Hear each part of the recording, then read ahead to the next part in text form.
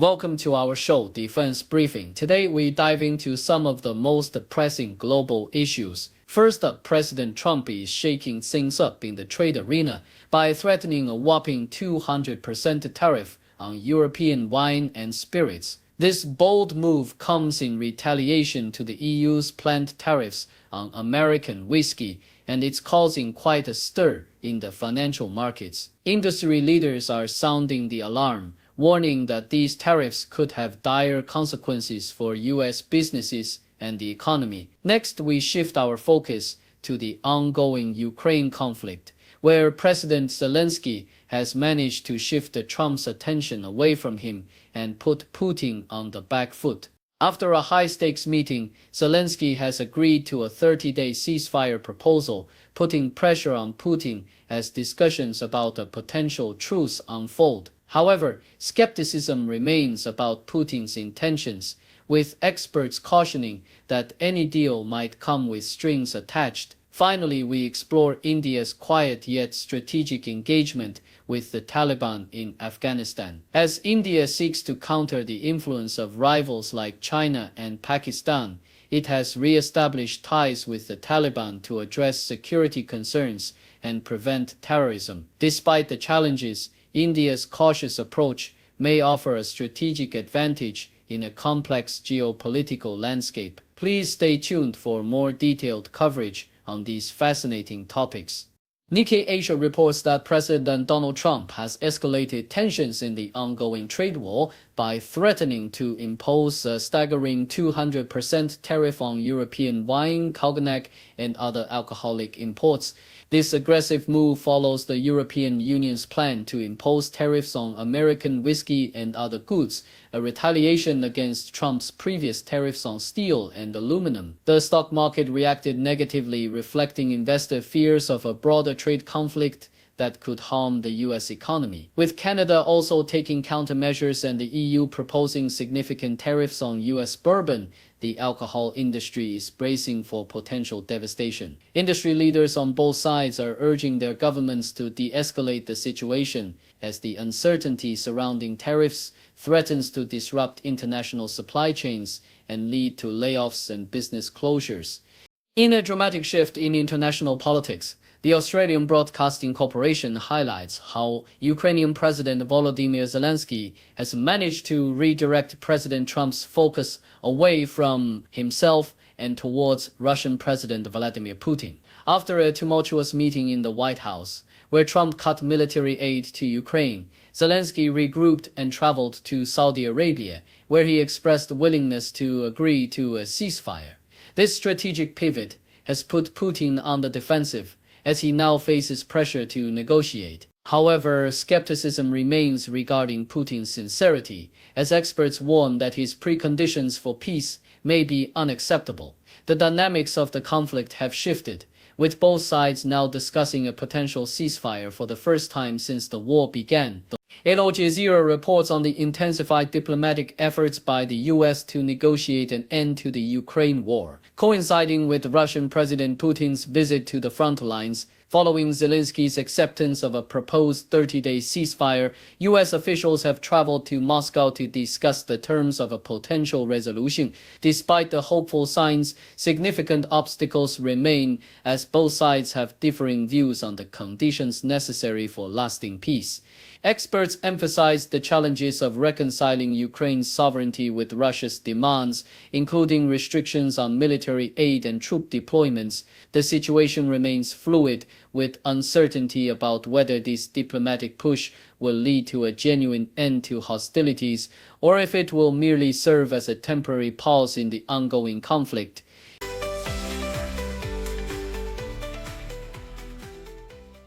Nikkei Asia following the Taliban's takeover of Afghanistan after the U.S. withdrawal in August 2021. India faced significant strategic challenges, losing a friendly Afghan government and the protective presence of U.S. troops. In response, India has been cautiously rebuilding its relationship with the Taliban, recognizing the necessity of maintaining a strategic partnership amidst rising influence from China and Pakistan. Although India closed its embassy in Kabul post-Taliban takeover, it sent a technical team in June 2022 to facilitate humanitarian aid, which helped foster goodwill. By late 2024, India welcomed the Taliban envoy, signaling a shift towards more formal diplomatic engagement. Despite concerns about terrorism and China's growing foothold in Afghanistan, India's incremental approach aims to secure its interests while avoiding overt recognition of the Taliban regime.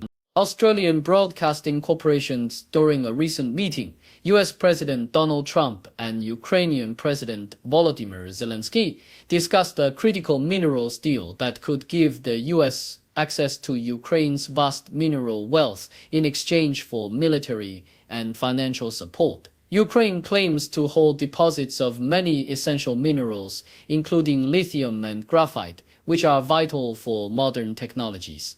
However, experts caution that the presence of rare earths in Ukraine remains uncertain, and the mining sector is hampered by war and underinvestment. As the U.S. seeks to reduce its reliance on Chinese resources, the deal could potentially benefit both nations, but the long-term viability of Ukraine's mineral wealth is questionable, especially given ongoing territorial losses to Russia. The deal's success hinges on whether it translates into tangible security guarantees for Ukraine. CBC full Manitoba Premier Robert Kinnew has defended his light-hearted approach to the trade tensions with the U.S., particularly following criticism from the progressive conservatives regarding a TikTok video that humorously mimicked Donald Trump. Kinnew described the video as part of a meme war aimed at countering U.S. protectionist measures while maintaining Manitoba's friendly image. While opposition leader Wayne Wasko criticized Kinnew for not achieving tangible results, Kinnew emphasized the importance of humor in maintaining morale and suggested that a strategic approach is necessary as the province navigates trade negotiations. He acknowledged the potential for tougher actions against the U.S. if tariffs are imposed, highlighting the significance of Manitoba's energy contracts in their economic relationship with the U.S.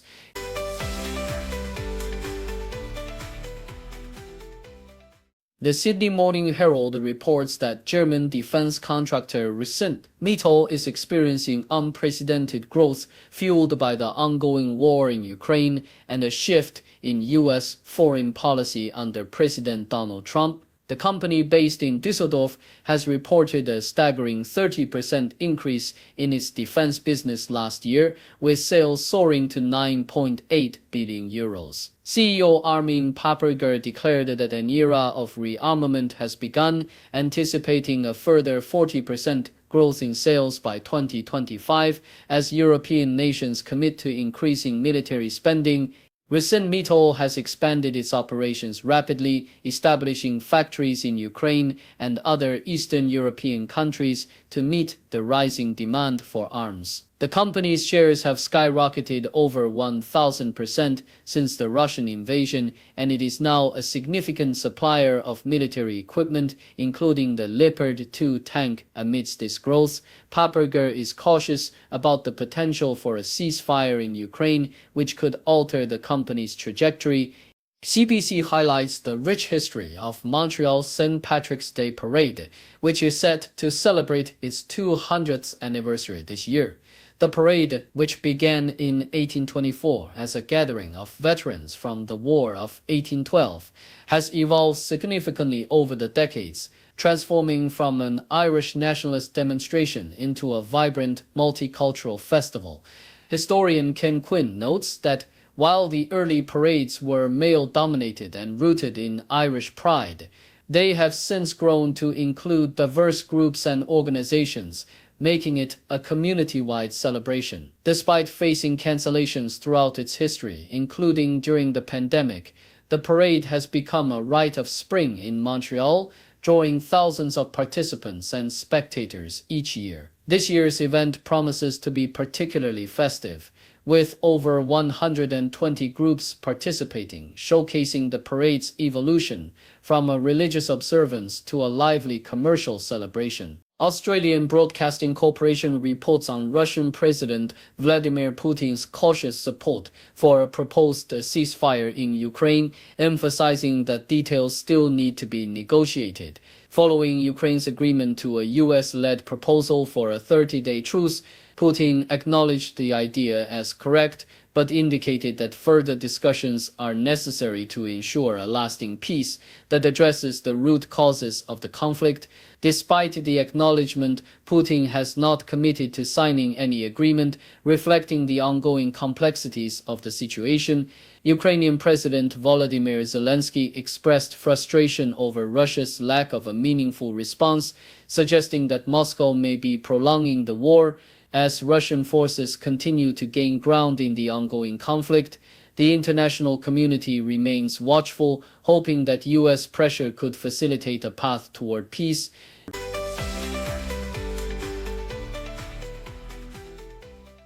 Nikkei Asia. In a significant development regarding the ongoing conflict in Ukraine, President Vladimir Putin expressed Russia's tentative support for a US proposed ceasefire, emphasizing that any truce must address the underlying causes of the war. The invasion, which began in early 2022, has resulted in catastrophic loss of life and widespread destruction, marking one of the most severe clashes between Russia and the West since World War II. During a press conference in the Kremlin following discussions with Belarusian President Alexander Lukashenko, Putin acknowledged the importance of the ceasefire proposal, stating, "The idea itself is correct, and we certainly support it." However, he raised concerns about ensuring that Ukraine would not exploit the ceasefire to regroup its forces, questioning how control over the ceasefire would be maintained. He hinted at the possibility of discussing these critical issues with US President Donald Trump,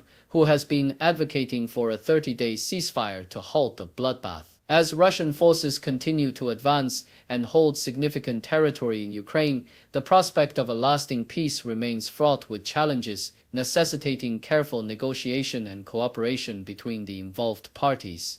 Thank you for tuning in. His content above showcases the latest briefing reports and analytical synopses thoughtfully curated by the 6DO team. These insights stem from a wide array of reputable media outlets, think tanks, government sources, and specialized experts worldwide. We encourage you to explore these sources for a comprehensive perspective. Keep in mind that while the content may not always align with the official standpoint of 6DO Brief, it's not meant to be taken as absolute directives for decision-making. Comprising seasoned media professionals, learned scholars, and accomplished scientists, the 6DO team embodies a trailblazing, fully independent media entity. To customize 6DO Brief to meet your professional needs, you have the option to subscribe to a diverse array of briefings on our website, 6dobrief.com. Regardless of your location, you can conveniently receive 6DO Brief via email. Turn on the TV screen, see the world unseen. China's on the news tonight, history in the spotlight.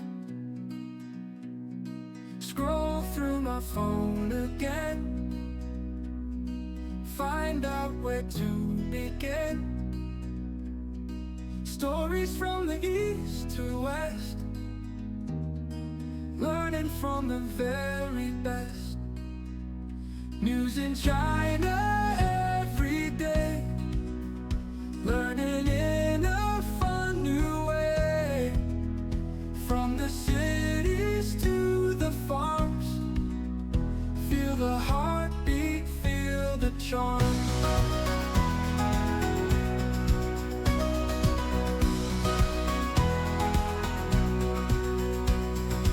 Ancient tales in modern times, mountains high and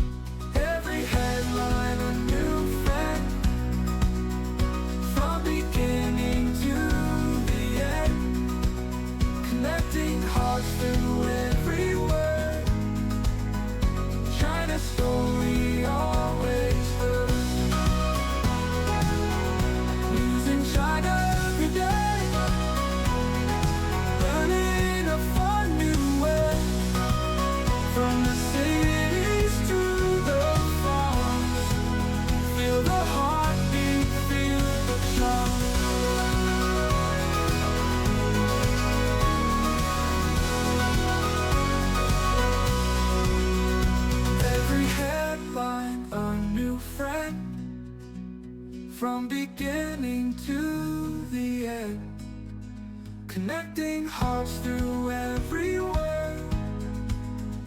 China's story